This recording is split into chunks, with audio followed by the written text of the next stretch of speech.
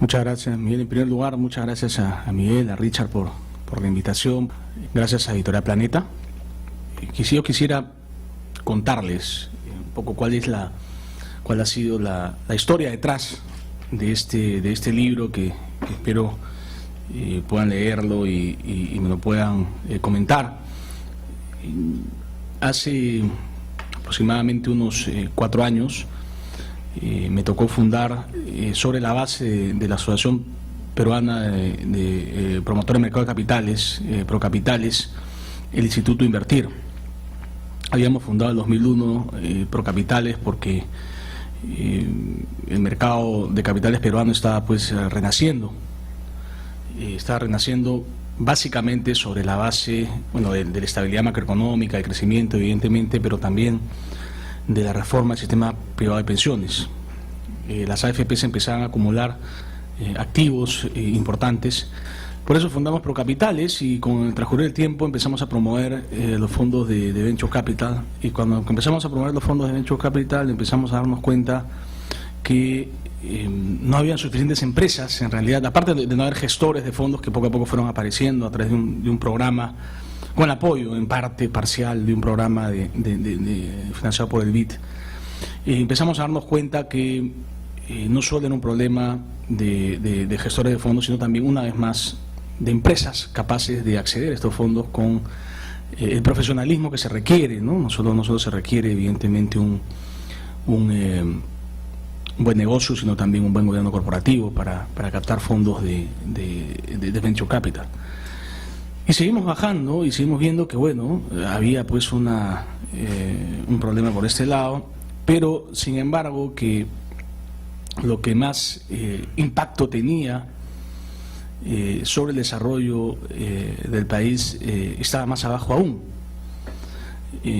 Y nos empezamos a dar cuenta que las microfinanzas, que no conocíamos nosotros en detalle, sabíamos que existían las microfinanzas, pero no las habíamos estudiado, estaban convirtiéndose en un fenómeno realmente masivo, y que no era más un cuento de algunas cuantas ONGs, benefactoras, que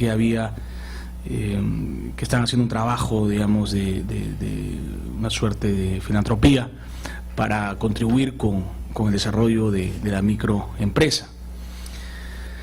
Fue en ese momento que termina el proyecto Invertir, el proyecto que financiado por el BID, que estaba en el seno de Procapitales, y yo propuse a la gente de Procapitales, vamos a hacer un instituto que promueva el espíritu emprendedor, que promueva el desarrollo de la pequeña empresa, el emprendimiento, a través de mecanismos, digamos, que existen en otros países y que todavía no existen en el Perú. Entre ellos formamos la primera red de inversionistas ángeles, y hay como 3 ahora en el Perú, está muy bien, con Diego de la Torre, ya tenemos, armamos un concurso de planes de negocios llamado el Big Challenge, que ya tiene 4, por la 5ª edición, y también emprendimos una serie de trabajos con la finalidad de entender un poco mejor este fenómeno emprendedor. El primer trabajo que hicimos fue un trabajo editado por Álvaro Vargas Llosa, en un libro que se hizo en primer lugar en inglés, titulado Lessons from the Poor, Lecciones desde la pobreza, en la traducción en español, que lamentablemente todavía no llega al Perú, pero que se editó en España el año pasado. Y lo que hicimos ahí fue estudiar el caso Añaños y el caso Topitop, 2 casos emblemáticos de desarrollo emprendedor en el Perú, que si bien habían sido motivo de casos de estudio, me parece en la Universidad de Piura o en otros ámbitos, sobre todo en la Universidad de Piura, creo,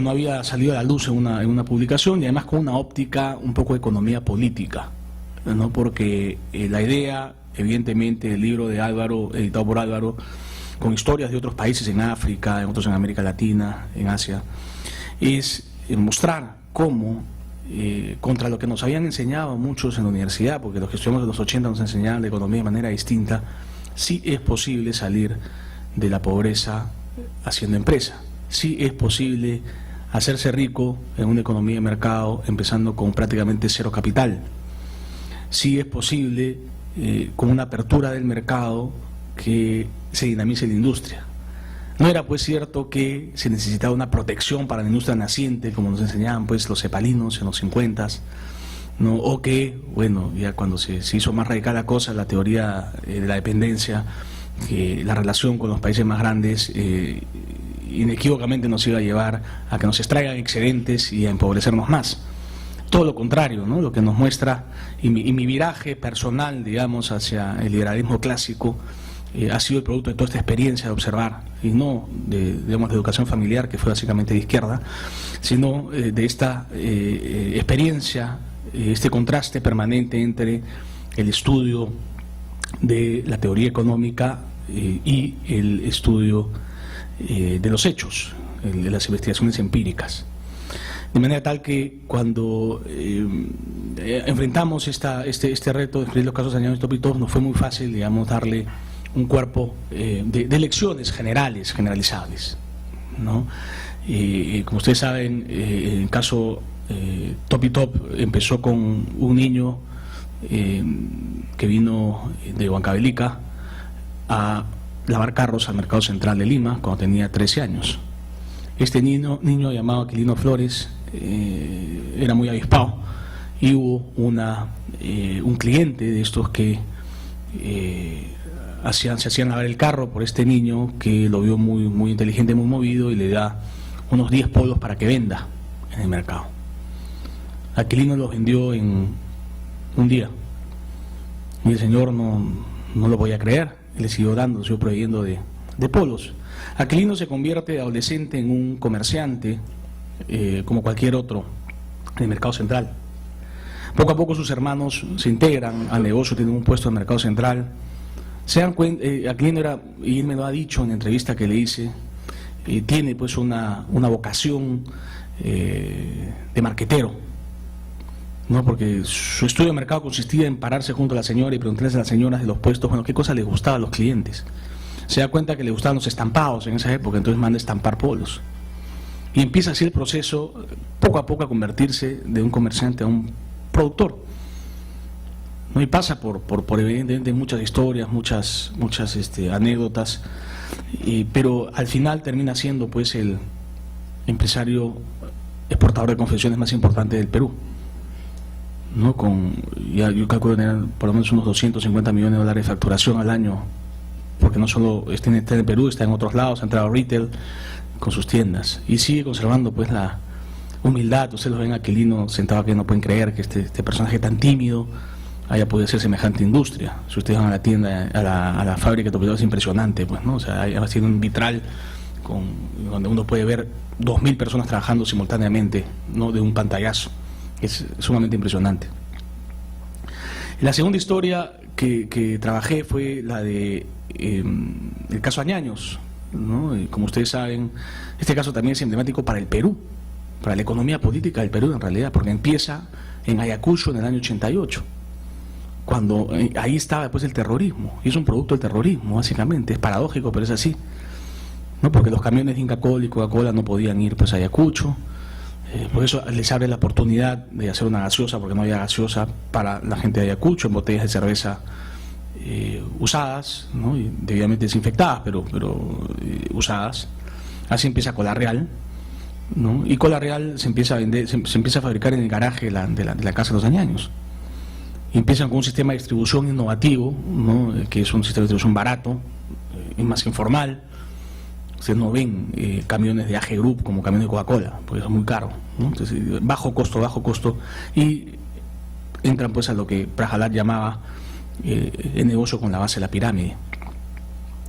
Esta historia tan importante para la historia del Perú sigue en el resto de las provincias, las regiones peruanas, y luego digamos, algún publicista de ellos me acuerdo hace como 10 años me decía: los añaños dicen de broma que ellos tienen la misma estrategia de sendero, han rodeado, ¿no?, del campo a la ciudad, y así llegaron a la ciudad, ¿no? Y llegaron a la ciudad después como varios años de haberse fundado en Ayacucho, y descubren que ellos no en realidad no deben competir con Coca-Cola y Inca Kola. Ellos se contentan con el 15% del mercado.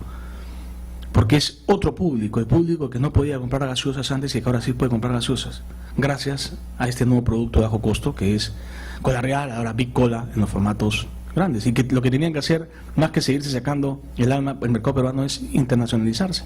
Es así que suben hacia Venezuela, Centroamérica, México. En México le ganan un juicio a la Coca-Cola en una cruzada, digamos, impresionante, y luego van a Asia, Tailandia, Vietnam, China. Bueno, son la transnacional peruana más importante, o una de las más importantes sin lugar a dudas. Tienen sus cuarteles generales en España, en Madrid, por temas tributarios, y bueno, es un grupo impresionante. Entonces, después de haber hecho este trabajo y de estar ya enamorándome de las microfinanzas, fui a ver, digamos, estábamos en esa época en invertir, tratando de armar una consultora, tratando de empujar la ONG.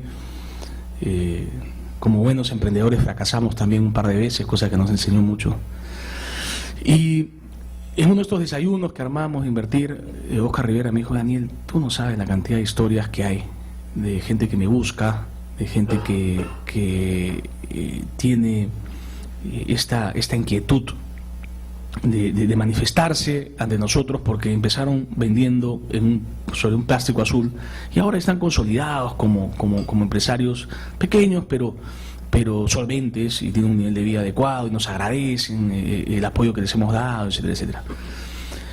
Yo le dije: Oscar, bueno, quiero conocer esas historias. Bueno, fui a buscar a Rafael Llosa, a Fernando Balbuena, y les propuse hacer una investigación. Y me dijeron: queremos una historia de mi banco ahora que vamos a cumplir 10 años. Y dije: bueno, para eso contrato a un periodista en realidad, porque yo lo que quisiera es hacer una investigación sobre tus emprendedores y contar la historia de mi banco a través de los emprendedores.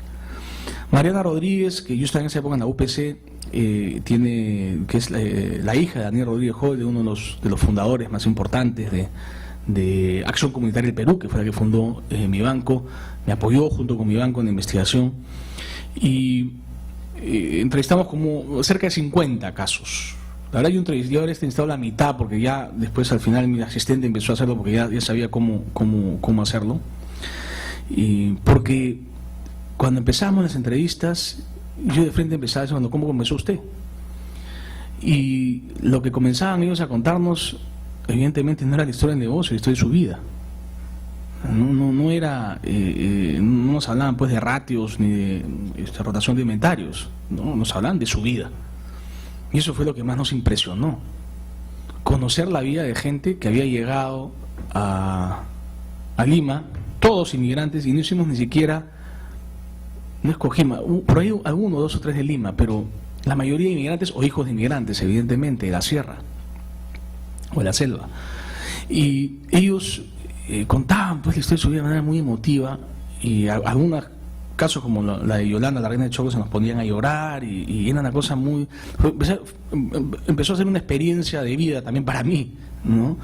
De paso empecé a conocer Lima, que entre nosotros no conocía Lima, pues muchos de nosotros no conocen Lima. No conocemos la antigua Lima, digamos, ¿no? Miraflores, San Isidro, el centro de Lima, Máximo y La Molina. Pero empecé a conocer Comas, bueno, todo Lima Norte, Lima Sur, al este, ¿no? Bueno, estamos conociendo lo que es la Lima actual, ¿no? A la cual, bueno, Rolando Rayeno se ha referido en términos tan interesantes. Entonces, decidimos en ese momento escribir un libro para todo público, en donde se cuenten estas historias de vida. Siempre he tenido esta vocación por aburrirme con los textos académicos y con la econometría, y divertirme mucho leyendo novelas. Es por eso que, digamos, si uno asume que el trabajo tiene que ser divertido, bueno, he tratado de hacer una suerte de novelas económicas, ¿no? En donde, digamos, uno cuenta noveladamente y con un poco de sabor, un poco de ficción, evidentemente, las historias de estas personas, ¿no? Las historias son basadas en la realidad, pero tienen elementos de ficción para hacerlas simplemente más divertidas y más acogedoras, digamos, para el lector no especializado. Carlos Sabino, que es un intelectual a quien yo respeto mucho, que escribió un libro que se llama Todos nos equivocamos, porque pasó pues el comunismo militante a ser un liberal clásico, y ahora enseña en la Universidad Francisco Marroquín. me mandó un correo muy cariñoso después que le envié el libro y me dijo: Daniel, ahí hay mucha teoría y lo bueno es que no se nota, ¿no? O sea, estás pasando las ideas sin que esto sea evidente. Y bueno, sin tratar de ser tampoco soberbio, mucho menos, sí creo que eso me da mucha alegría que niños de 11, 12 años hayan leído el libro y les haya gustado y se hayan matado de risa. Como los hijos de Diego Cisneros, Superintendencia, decían: mis hijos se han matado de risa en las historias, porque son historias de Lima, son, digamos, mucho sabor limeño en esto. Traté también de hacer las historias de cada uno de los barrios, ¿no? De Villa El Salvador, en este primer tomo, el segundo viene en febrero, está Villa El Salvador, Gamarra, La Victoria, La Parada, ¿no? Como sitios, y Ventanilla, el asentamiento en mi Perú de Ventanilla, son las 4 historias que hay. Y la historia de mi banco también contada sobre la base de las entrevistas a los personajes involucrados, pero la entrevista personal, ¿no? Y la historia personal de cada uno relacionada evidentemente con mi banco, ¿no? Entonces, ese ha sido un poco el proyecto.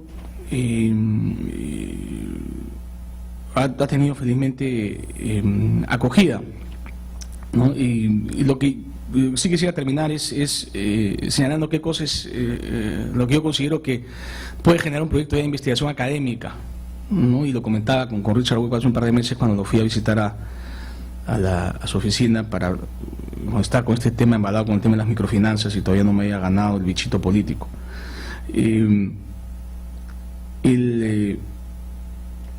Hernando de Soto tuvo gran mérito de abrirnos los ojos positivamente respecto al sector informal. Eso es algo que yo creo que hay que reconocerle. Si bien habían habido, como Álvaro Aragiosa lo ha dicho en algunos artículos hace algunos años, trabajos anteriores que también trabajaban pues el tema del sector informal y lo veían pues como una oportunidad más que como un problema, fue sin duda Hernando Soto con el otro sendero quien nos abrió los ojos y marketeó y como él sabe marketear y vendió esta idea de que ahí teníamos nosotros un contingente de emprendedores, de empresarios, y que ahí estaba la solución a la pobreza, no en los programas sociales del Estado, ¿no? El problema es que Hernando Soto después va evolucionando en su manera de ver las cosas y se encasilla en una idea errada, ¿no? Basado en la teoría económica neoinstitucional de Douglass North, a quien no llega a citar, pero es así, porque la gente de Douglass North me lo ha dicho y trabajó mucho en los 80 con el ILD. Dice, bueno, el tema central son los derechos de propiedad. Pero desde mi punto de vista confunde los derechos de propiedad con una aplicación de este concepto. O sea, los derechos de propiedad es un concepto genérico, ¿no? La propiedad tiene, digamos, es un concepto abstracto y genérico que se refiere a toda transacción, a todo intercambio. Es intercambio de propiedad, ¿no? Y bueno, los derechos de propiedad tienen que ver con absolutamente todas las relaciones económicas entre personas jurídicas y naturales. Pero él confunde este derecho de propiedad con el derecho de propiedad predial. Entonces sostiene que el capital muerto que existe en el sector informal, y en este sentido es muy marxista, porque es un concepto de Marx, no una metáfora de Marx, el capital muerto, el capital vivo. A él sí lo cita. Y dice, bueno, el capital muerto es lo material, ¿no? El terreno, la casa. Y ese capital muerto hay que darle vida poniéndolo en el registro público, prácticamente. Y si está adecuadamente registrado ese terreno, esa casita,